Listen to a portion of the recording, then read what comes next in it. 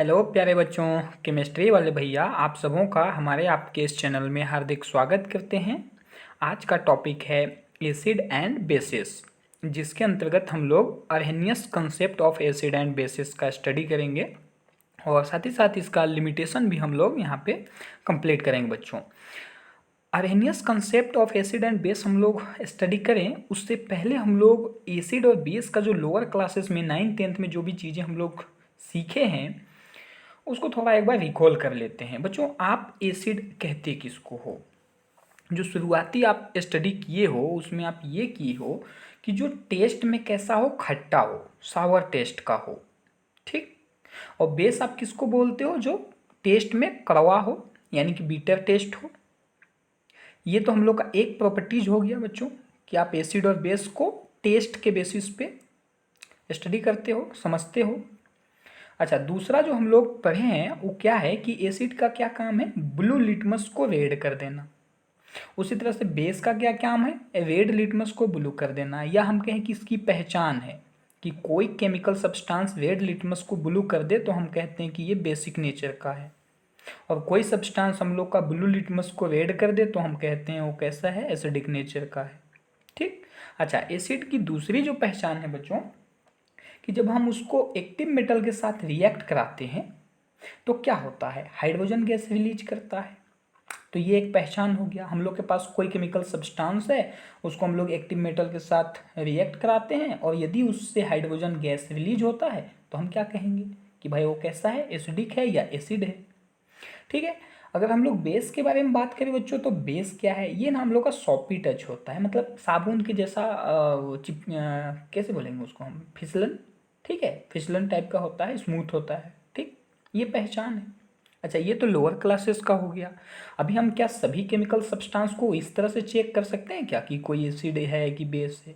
क्या टेस्ट करके कर सकते हैं? नहीं कर सकते हैं, ठीक है।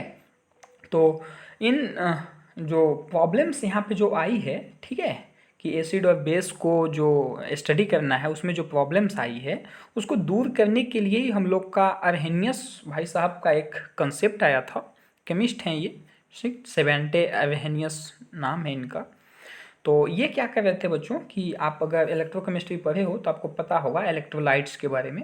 तो ये इलेक्ट्रोलाइट्स पे स्टडी कर रहे थे और हम लोग का एसिड बेस भी इलेक्ट्रोलाइट्स के अंतर्गत ही आता है, ठीक है। Strong electrolyte, weak electrolyte. Strong electrolyte में आपका strong acid and strong base आ जाएगा, तो वीक इलेक्ट्रोलाइट में आपका weak acid and weak base आ जाएगा, ठीक है। तो ये सब चीज़ें हैं, तो उस पर ही ये स्टडी कर रहे थे। और इन्होंने जो एसिड और बेस के लिए जो डेफिनेशन दिया उनके अकॉर्डिंग एसिड हर वह सब्सटेंस को बोला जाएगा। अर्हेनियस कंसेप्ट का ये मेन बात है बच्चों। एसिड हर वह सब्सटेंस को कहा जाएगा जो हाइड्रोजन कंटेन करता है और जब उसको वाटर में डिजोल्व किया जाए तो H+ आयन रिलीज करता है, या H+ आयन हम लोग का बनता है, ठीक है, जिसको हम लोग हाइड्रोजन आयन बोलते हैं। बस एसिड का यही पहचान है। क्या पहचान है? हर वह सब्सटेंस जिसके पास हाइड्रोजन हो। अच्छा, कहाँ पे? तो वाटर में, ठीक है। हर वह सब्सटेंस जिसके पास क्या हो? हाइड्रोजन हो, हाइड्रोजन कंटेन करता हो, और जब उसको वाटर में डिजोल्व किया जाए तो क्या दे? H+ आयन हम लोग का रिलीज करे बच्चों, ठीक। तो हम लोग उसको क्या बोलते हैं? एसिड। किनके अकॉर्डिंग? अर्हेनियस भाई साहब के अकॉर्डिंग। अच्छा, बेस किसको बोला जाएगा? जो हर वह सब्सटेंस जिसके पास हाइड्रोक्सिल ग्रुप हो, OH ग्रुप हो, और वो हम लोग का जब वाटर में डिजोल्व किया जाए तो क्या दे? OH- आयन दे, यानी हाइड्रोक्सिल आयन दे। यही मेन बात है Arrhenius concept of acid and base का बच्चों, ठीक। अब इसी चीज़ को आपको थोड़ा सा लैंग्वेज में लिखाया गया है, थोड़ा सा आप इसको पढ़ें। In 1884, Arrhenius gave a theory called Arrhenius concept to explain the ionization of the strong electrolyte and weak electrolyte in water. Since both acid and bases are also electrolyte, therefore these are also covered by the concept, ठीक है, covered by the concept। अब इसके आगे जो चीज़ें हैं, अभी ये लैंग्वेज में आपको आसानी से समझ में आ रहा होगा कि एग्जैक्ट क्या बात है, ठीक है। फिर भी हम लोग यहाँ पे देखते हैं। According to Arrhenius concept, an acid is a hydrogen containing compound which gives free hydrogen ions, ठीक, व्हेन डिजोल्व इन वाटर। यानी कि यहाँ पे जो सॉल्वेंट है वो फिक्स है, वाटर में ही डिजोल्व करना है, और जो कंपाउंड होगा वो हाइड्रोजन कंटेनिंग कंपाउंड होगा जो कि H+ आयन देगा। ये अरहेनियस कंसेप्ट के अकॉर्डिंग एसिड का प्रॉपर्टीज है, या एसिड का डेफिनेशन आप समझ लीजिए कि एसिड हम कहते हैं किसको हैं। स्ट्रॉन्ग एसिड जैसे कि हम लोग का HCl, HNO3, H2SO4 are almost completely ionized as shown below. ये जो होता है ऑलमोस्ट कंप्लीटली आयोनाइज करता है, इसीलिए इसको स्ट्रॉन्ग इलेक्ट्रोलाइट के कैटेगरी में रखते हैं हम लोग। अच्छा, तो इसमें हम लोग क्या देखने वाले हैं कि जैसे HCl है हम लोग का, वाटर में क्या होगा, डिजोल्व जब किया जाए तो H+ आयन देगा। HNO3 वाटर में डिजोल्व कीजिएगा H+ आयन मिलेगा। H2SO4 वाटर में डिजोल्व कीजिएगा H+ आयन मिलेगा। यानी कि ये सभी एसिड हैं किनके अकॉर्डिंग, अरहेनियस कंसेप्ट के अकॉर्डिंग। ठीक, अच्छा, इसके आगे हम लोग और देख लेते हैं कि भाई वीक एसिड जो है, जैसे हम लोग का एसिटिक एसिड है CH3COH and phosphoric acid H3PO4, ये जो हैं are ionize to smaller extent as shown below. ये स्मॉलर एक्सटेंट में हम लोग का आयोनाइज करते हैं, इसीलिए हम लोग इसको वीक इलेक्ट्रोलाइट के कैटेगरी में रखते हैं। ठीक, खैर चाहे स्मॉलर करे या हायर करे या लार्जर करे, हम लोग का H+ आयन तो बन रहा है। ठीक है, जैसे एसिटिक एसिड है, हम ये हाइड्रोजन कंटेनिंग कंपाउंड है, वाटर में डिजोल्व किए, हम लोग का क्या मिला, H+ आयन मिला। ठीक, सो ये भी हम लोग का क्या कहलाएगा, एसिड कहलाएगा, किन के अकॉर्डिंग, अरहेनियस कंसेप्ट के अकॉर्डिंग। H3PO4 ये भी हम लोग का H+ आयन देता है वाटर में, सो ये भी हम लोग का क्या हो जाएगा, अरहेनियस कंसेप्ट के अकॉर्डिंग एसिड। ठीक है, अच्छा, इसी बात को आगे और हम लोग इसको थोड़ा सा अच्छा से लिखे हैं। According to Arrhenius concept a base is a hydroxyl group containing compound which gives free hydroxyl ions, यानी कि OH ions when dissolve in water, dissolve in water. तो ये रहा आपका dissolve in water. Strong base जैसे sodium hydroxide, potassium hydroxide, ये सब almost completely ionised होते हैं, स्ट्रॉन्ग इलेक्ट्रोलाइट हैं। सो हम लोग का ये ऑलमोस्ट कंप्लीटली आयोनाइज होगा और हम लोग को OH- आयन देगा। तो अरेनियस भाई साहब के अकॉर्डिंग ये बेस है, क्योंकि ये OH- कंटेन कर रहा है और OH- आयन दे भी रहा है वाटर में डिजोल्व करने से। उसी तरह से ये भी हम लोग का बेस है अरेनियस कंसेप्ट के अकॉर्डिंग।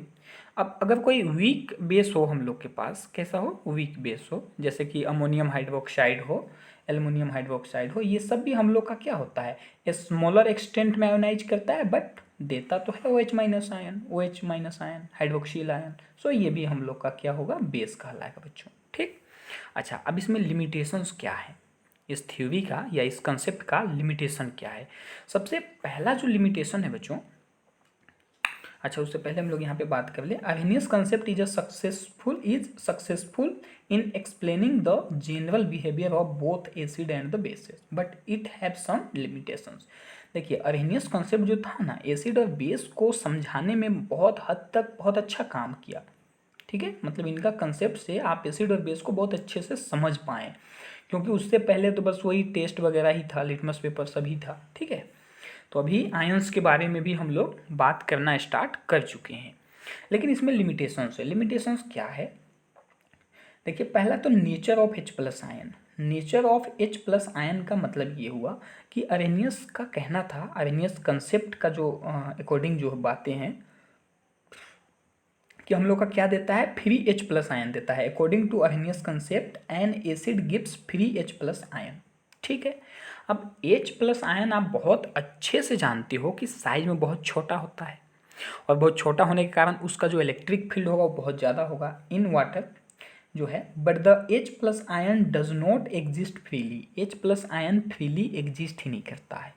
जबकि अरहेनियस क्या बोल रहे हैं कि H+ मतलब एसिड क्या है, एसिड ऐसा सब्सटेंस है जो हम लोग को फ्री H+ आयन देता है, मतलब H+ आयन को फ्री बोल रहे हैं कि भाई एग्जिस्ट करता है उनके अकॉर्डिंग। लेकिन सच्चाई ये है कि H+ आयन हम लोग का फ्रीली एग्जिस्ट ही नहीं करता है, वो कंबाइंड स्टेट में एग्जिस्ट करता है बच्चों। ठीक है, अब एग्जिस्ट क्यों नहीं करता है, because very small size and strong electric field, it exist in combination with molecules of H2O यानी water as known as hydronium ion, यानी कि H प्लस आयन जो है वो क्या करता है, H2O के साथ कंबाइन कर लेता है। H2O में O के पास लोन पेयर होता है बच्चों, और इस हाइड्रोजन H प्लस का मतलब हुआ कि इसके पास खाली एक ऑर्बिटल्स है, कोई भी इलेक्ट्रॉन्स नहीं है। तो ये लोन पेयर क्या करेगा, H प्लस आयन इस पर अटैक करेगा और लोन पेयर को ले लेगा। ठीक है, लोन पेयर को लेके कुछ इस तरह से बॉन्ड बना लेगा, और फाइनली आपको यहाँ पे ऑक्सीजन पे पॉजिटिव चार्ज आ जाएगा क्योंकि इसका इलेक्ट्रॉन H प्लस ले लिया। सो H3O प्लस आयन बनता है हाइड्रोनियम आयन। मतलब इसमें आपको बस इतनी बातें याद रखनी है कि भाई H plus ion actually freely exist करता ही नहीं है, जबकि अर्हेनियस भाई साहब के अकॉर्डिंग करता है। तो ये हो गया लिमिटेशन उनका। ठीक, अच्छा, लिमिटेड स्कोप मतलब क्या है कि अर्हेनियस कंसेप्ट जो है ये सिर्फ H2O सॉल्वेंट रहेगा तबे तक सही बोल रहा है। मतलब कि अगर कोई दूसरा सॉल्वेंट हो तो फिर उनका कंसेप्ट फेल हो जाता है। Arrhenius concept is limited to aqueous medium, aqueous medium मतलब वाटर, ठीक है, only. It fails to explain the acidic and basic behaviour of substances in other solvent like liquid ammonia, liquid sulphur, alcohol, ये सब। तो ये भी limitations हो गया कि आप सिर्फ और सिर्फ कैसा सॉल्वेंट में किसी एसिड या बेस को डिफाइन कर पा रहे हैं, सिर्फ वाटर में, उसके अलावा कोई दूसरा सॉल्वेंट हुआ तो आप फेल हो जाते हैं। तो ये भी लिमिटेशंस हो गया। ठीक है, अच्छा, जो थर्ड पॉइंट है बच्चों, क्या है कि Arrhenius concept fails to explain the acidic character of certain substances like CO2, SO2, SO3।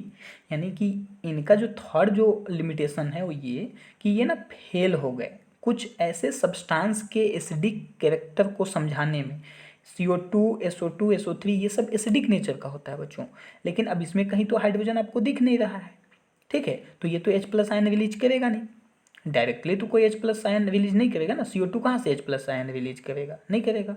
तो उनके अकॉर्डिंग क्या है, अर्हेनियस के अकॉर्डिंग एसिड कौन है जो H प्लस आयन रिलीज करे, लेकिन हम लोग का CO2, SO2, SO3 ये सब एसिडिक एसिड है, एसिडिक नेचर का होता है, लेकिन कोई भी H प्लस आयन रिलीज नहीं करता है, ठीक, डायरेक्टली। तो यहाँ वो फेल हो गए। ठीक है, which do not contains H atom यानी hydrogen atom. It also fails to explain basic character of some certain substances like CaO यानी कैल्शियम ऑक्साइड, MgO, ठीक है, मैग्नीशियम ऑक्साइड, NH3 एक्सेट्रा। साथ ही साथ ये बेस को भी कुछ कुछ ऐसा बेस है, कुछ कुछ ऐसा सब्सटेंस है जो बेसिक नेचर का होता है, लेकिन वो कोई OH माइनस आयन नहीं देता है। तो अर्हेनियस कंसेप्ट के अकॉर्डिंग क्या ये हम लोग का बेस नहीं होना चाहिए ना, calcium oxide, magnesium oxide, ammonia ये सब बेसिक नहीं होना चाहिए, ठीक है ना, क्योंकि ये सब OH माइनस आयन नहीं देता है। लेकिन सच्चाई है बच्चों कि ये हम लोग का बेसिक होता है, बेसिक होता है, बेसिक होता है।